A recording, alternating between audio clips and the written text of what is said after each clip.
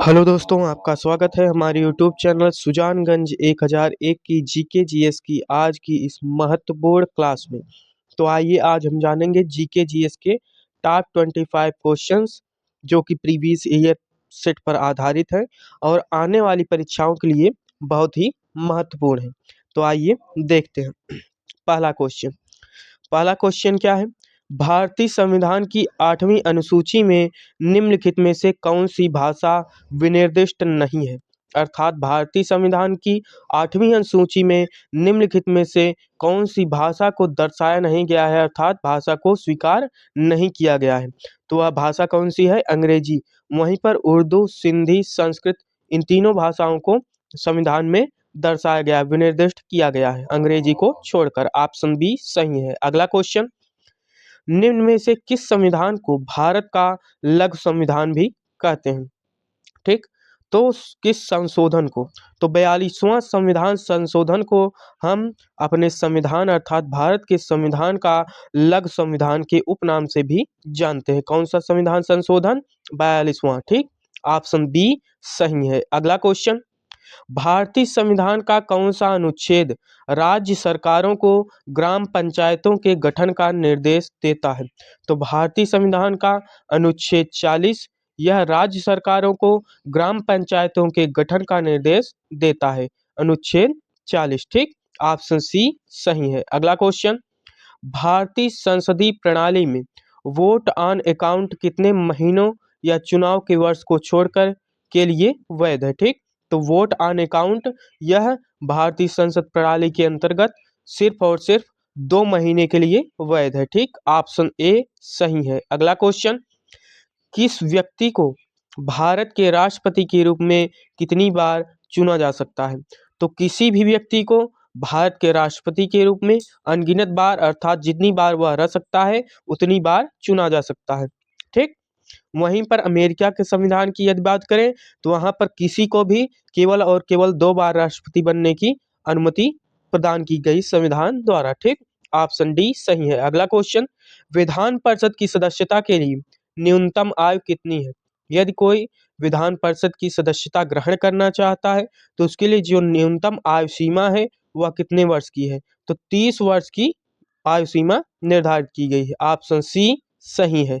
अगला क्वेश्चन, 74वें संविधान संशोधन का संबंध निम्नलिखित में से किस संस्था से है?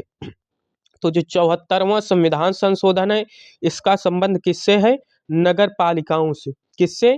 नगर पालिकाओं से 74वें संविधान संशोधन का संबंध है। ठीक, ऑप्शन बी सही है। अगला क्वेश्चन, 73वां संविधानिक संशोधन का संबंध किससे है?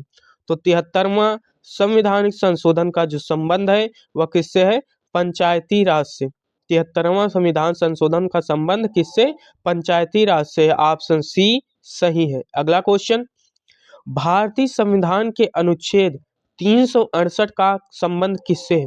तो भारतीय संविधान का जो अनुच्छेद 368 है यह संविधान में जो संशोधन की प्रक्रिया है यह इसमें वर्णित की गई, अर्थात संविधान में आवश्यकता पड़ने पर अनुरूपता के अनुसार परिवर्तन किया जा सकता है, यह अनुच्छेद 368 में लिखा गया है। ऑप्शन डी सही है। अगला क्वेश्चन, भारत का पहला चुनाव आयुक्त कौन था?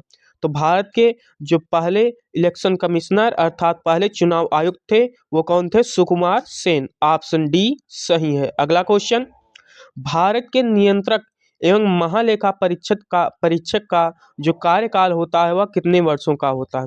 तो भारत के जो नियंत्रक एवं महालेखा परीक्षक हैं अर्थात कैग, उनका जो कार्यकाल होता है वह कितने ईयर का? 6 साल का होता है। ठीक, ऑप्शन डी सही है। अगला क्वेश्चन, भारत का प्रथम मुख्य चुनाव आयुक्त कौन था?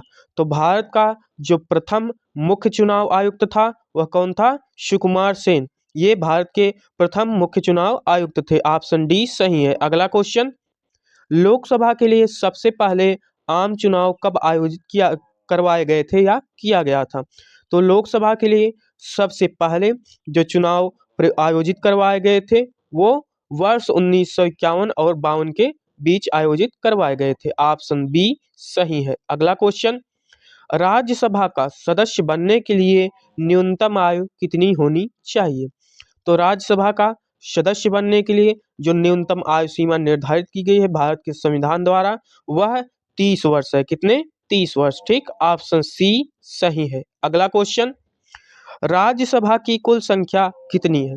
तो राज्यसभा की सीटों की जो संख्या है वह कुल कितनी है? 250 अर्थात 250। ठीक, ऑप्शन ए सही है। अगला क्वेश्चन, यह निर्णय लेने का अधिकार किसका है कि कोई विधेयक धन विधेयक है या नहीं? तो यह निर्णय लेने का अधिकार भारतीय संविधान द्वारा लोकसभा अध्यक्ष अर्थात लोकसभा स्पीकर को प्रदान किया गया है कि कोई विधेयक धन विधेयक है अथवा धन विधेयक नहीं है। यह जो अधिकार इस पर निर्णय प्रदान करने का अधिकार लोकसभा अध्यक्ष को प्रदान किया गया है। ऑप्शन ए सही है। अगला क्वेश्चन, राज्यपाल का कार्यकाल कितने वर्षों का होता है? राज्यपाल जो कि गवर्नर होते हैं राज्य के, उनका जो कार्यकाल होता है वह 5 साल के लिए होता है। ठीक, कितने वर्ष? 5 वर्ष। ऑप्शन बी सही है। अगला क्वेश्चन, भारतीय संविधान के निम्नलिखित में से कौन सा अनुच्छेद कानून के समक्ष समानता के अधिकार से संबंधित है?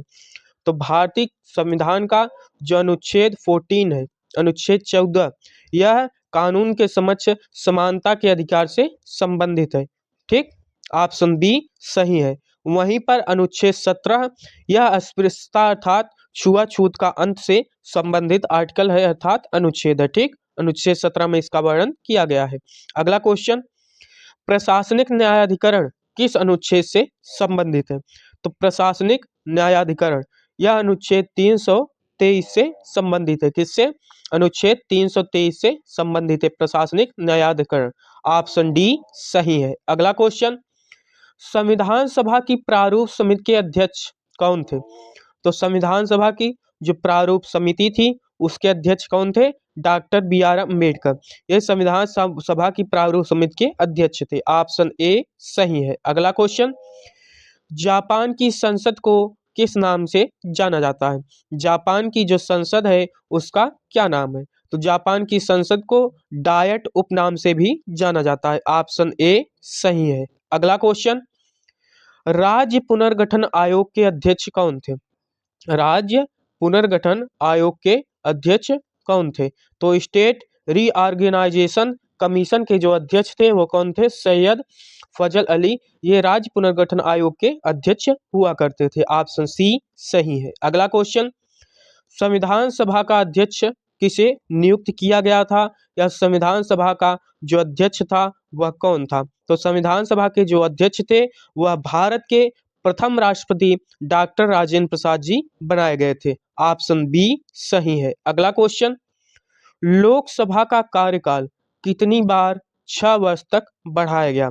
तो लोकसभा का कार्यकाल भारतीय इतिहास स्वतंत्रता के पश्चात अभी तक केवल एक बार लोकसभा का कार्यकाल 6 वर्ष से बढ़ाया गया था। ठीक, ऑप्शन ए सही है। अगला क्वेश्चन, किसने 2 पूर्ण अवधियों तक भारत के उपराष्ट्रपति का पद संभाला था? तो 2 पूर्ण अवधियों तक भारत के उपराष्ट्रपति का पद संभालने वाले जो व्यक्तित्व हैं वह कौन है? डॉक्टर सर्वपल्ली राधाकृष्णन।